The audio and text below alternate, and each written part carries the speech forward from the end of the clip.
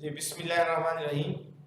आज हम जो टॉपिक डिस्कस करने जा रहे हैं उसका नाम है importance of equilibrium constant. Equilibrium constants की इम्पोर्टेंस पहले हमने देखा कि एक्विलिब्रियम कांस्टेंट जो है वो किस तरह से हम फाइंड करते हैं, और आज हमने ये देखना है कि ये क्यों इम्पोर्टेंट है, इसकी इम्पोर्टेंस किस वजह से है। तो इसकी इम्पोर्टेंस ये है कि हम इसको एक्विलिब्रियम कांस्टेंट्स की वैल्यूज की बेस पे हम डायरेक्शन ऑफ अ रिएक्शन इसकी प्रेडिक्शन कर सकते हैं, प्रेडिक्शन कर सकते हैं डायरेक्शन ऑफ रिएक्शन की।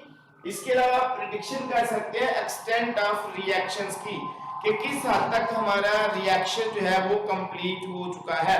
पहले ये देखा जाता है कि इंपॉर्टेंस ऑफ एक्विलिब्रियम कांस्टेंट में हम देखेंगे prediction of direction of a reaction, यानी डायरेक्शन ऑफ रिएक्शन जो है आज हम इसको डिस्कस करेंगे कि हम एक्विलिब्रियम कांस्टेंट यानी Kc की वैल्यूज को हम फाइंड करके किसी भी रिएक्शन की डायरेक्शन को किस तरह से फाइंड कर सकते हैं।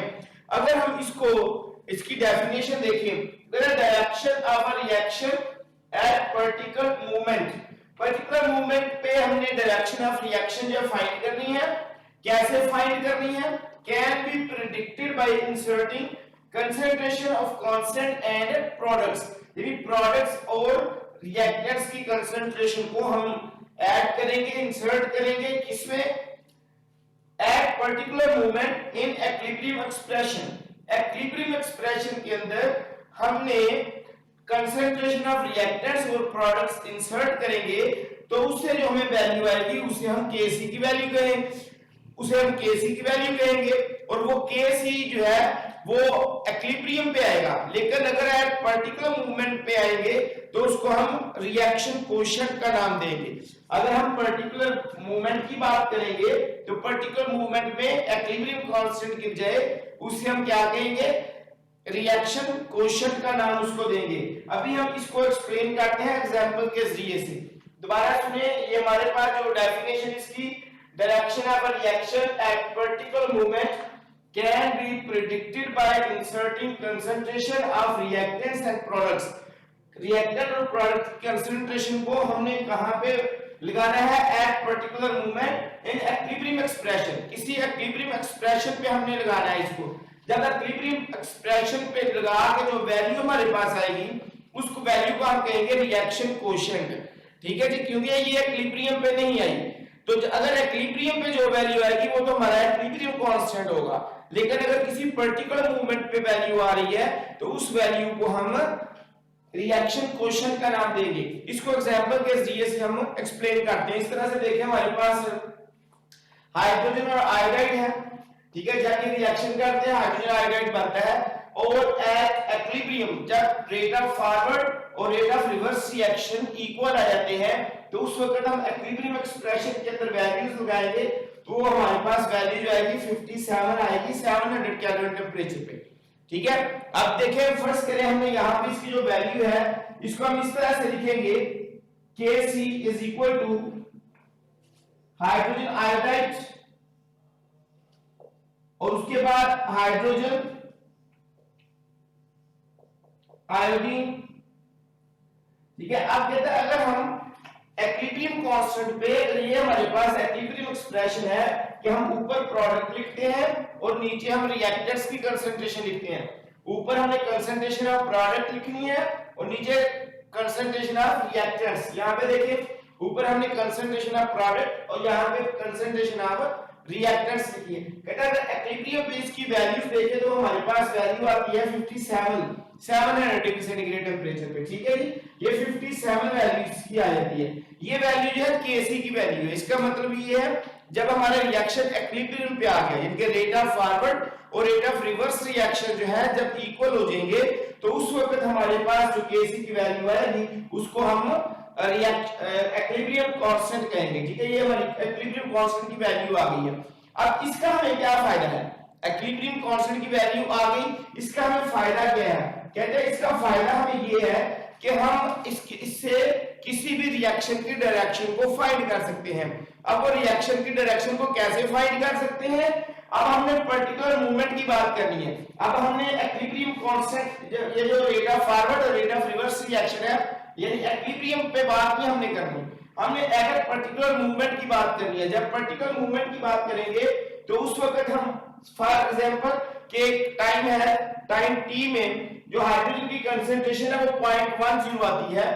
इसी तरह से आयोडीन की जो कंसंट्रेशन है किसी टाइम t, जो मैंने बात की है एट पर्टिकुलर मूवमेंट, किसी भी पर्टिकुलर मूवमेंट पे इसकी वैल्यू आ जाती है 0.20 और इसी दौरान उसके हाइड्रोजन आयोडाइड की जो पर्टिकुलर टाइम पे वैल्यू आती है वो 0.40 मोल पर डीएम क्यूब। ये जो कंसंट्रेशन है सबके यूनिट मोल पर डीएम क्यूब होंगे, ठीक है। मोल पर डीएम क्यूब जो है इनके यूनिट्स होते हैं। अब यही वैल्यू हमने क्या करनी है, यहाँ पे इसको देखिए जरा डेफिनेशन पे आ जाए। यहाँ हमने लिखा था direction of reaction can at particular movement can be predicted by inserting concentration of reactants. अब यहाँ पर भी ये हमारे पास ये रिएक्टेंट्स है और ये हमारे पास प्रोडक्ट्स हैं, इन दोनों की कंसंट्रेशन मैंने कहा ये यहाँ पे मुझे मिल गई है एट पर्टिकुलर मूवमेंट, किसी खास लम्हे पर। तो उस खास लम्हे में ये मेरे पास वैल्यूज है। अब इनको क्या करूं, इनको हमने इक्विलिब्रियम एक्सप्रेशन में इंसर्ट करना है। इंसर्ट इन इक्विलिब्रियम एक्सप्रेशन, ये वैल्यू इक्विलिब्रियम एक्सप्रेशन में इंसर्ट कर देना है। अब फर्स्ट करें, मैंने कहा ये वाला हमारे पास इक्विलिब्रियम एक्सप्रेशन है, ठीक है। लेकिन मैंने कहा ये जब इक्विलिब्रियम पे आता है, लेकिन मैंने अब केसी नहीं कहा, मैंने कहा एट पर्टिकुलर मूवमेंट। जब पर्टिकुलर मूवमेंट की बात आ जाएगी तो मैंने इसको रिएक्शन कोएफिशिएंट कहना है। जब रिएक्शन कोएफिशिएंट केसीडी में लिखूंगा इसको मैं क्यूसी से रिप्रेजेंट करूंगा। क्यूसी का मतलब ये होगा ये रिएक्शन कोएफिशिएंट है और किसी पर्टिकुलर मूवमेंट में इसकी वैल्यूज को, कंसंट्रेशन को हमने पिक किया, वहां पे वैल्यू लगाई है। यहाँ पे ये देखें हमने वैल्यूज जो है यहाँ पे लगा दी है, रिएक्शन कोएफिशिएंट की वैल्यू लगाई यहाँ पे। ये जो हमारे ये जो किसी खास पर्टिकुलर टाइम पे हमें मिली थी, तो इसके इस वक्त इसकी वैल्यू जो है वो 8 आ गई। जब इसको कैलकुलेट किया गया, कैलकुलेशन के बाद इसकी वैल्यू जो है कितनी आ गई है जी, 8 आ गई है। अब इसका मतलब ये है, अब हमने इस 8 वैल्यू को, ये हमारे पास जो वैल्यू है ये रिएक्शन कोएफिशिएंट की वैल्यू है, ये रिएक्शन कोएफिशिएंट की वैल्यू है। आप कहते हैं डायरेक्शन ऑफ रिएक्शन, अब हमें कैसे पता चलेगा इसकी डायरेक्शन कौन सी है? कहता है फर्स्ट करें यहाँ पे केसी की इक्विलिब्रियम पे जो वैल्यू आती है वो एट 700 डिवीजन वो 57 है, और इसी टेंपरेचर पे केसी की वैल्यू 57 है और किसी पर्टिकुलर टाइम पे उस क्यूसी की वैल्यू 8 आई है। इसका मतलब है कि KC is greater than QC, KC is greater than QC. और जब इस फॉर्म में होगा KC is greater than QC, इसका मतलब ये है कि केसी की वैल्यू ज्यादा है क्यूसी से। जब ऐसी कंडीशन होती है तो इसका मतलब है कि हमारा रिएक्शन जो है वो फॉरवर्ड डायरेक्शन में, फ्रॉम लेफ्ट टू राइट, हमारा रिएक्शन जो है लेफ्ट टू राइट मूव कर रहा है, यानी फॉरवर्ड डायरेक्शन में है। और इसी तरह से अगर ये वाली वैल्यू हमारी क्यूसी की वैल्यू जो है वो ग्रेटर आ जाती है केसी से, या केसी की वैल्यू लेस है क्यूसी से, तो हम कहेंगे कि हमारा रिएक्शन जो रिवर्स हो गया। यानी फॉर एग्जांपल यहाँ पे अगर वैल्यू जो है 57 है और यहाँ पे इसकी वैल्यू जो है अबाउट 60 आ जाती है, 57 से ऊपर आ जाती है, तो इसका मतलब है रिएक्शन हमारा रिवर्स हो चुका है। उस वक्त आप डायरेक्शन फाइंड कर सकते हैं जिस वक्त प्रोडक्ट जो है वो रिएक्टर में कन्वर्ट हो रहे हैं। लेकिन अगर इसकी वैल्यू क्यूसी की वैल्यू जो है 57 आ जाती है, यहाँ पर भी 57 है, तो इसका मतलब ये हुआ कि QC is equal to KC। इसका मतलब ये है कि रिएक्शन जो है वो इक्विलिब्रियम पोजीशन पे आ चुका है। तो ये था आज का हमारा छोटा सा टॉपिक, जिसमें हमने देखा कि KC जो है वो किस तरह से हमें ज्यादा इंपॉर्टेंट है। हमने इसमें देखा कि डायरेक्शन ऑफ रिएक्शन जो है वो हम इजीली फाइंड कर सकते हैं।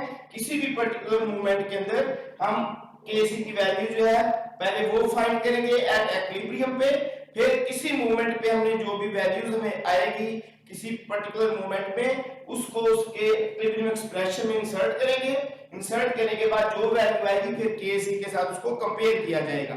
अगर Kc की वैल्यू ग्रेटर होगी तो इट्स मीन रिएक्शन फॉरवर्ड है, अगर कम होगी तो इट्स मीन रिएक्शन रिवर्स है, और अगर Qc की वैल्यू Kc के इक्वल आ जाती है तो उस वक्त हम कहेंगे ये रिएक्शन जो है इक्विलिब्रियम पोजीशन पे मौजूद है।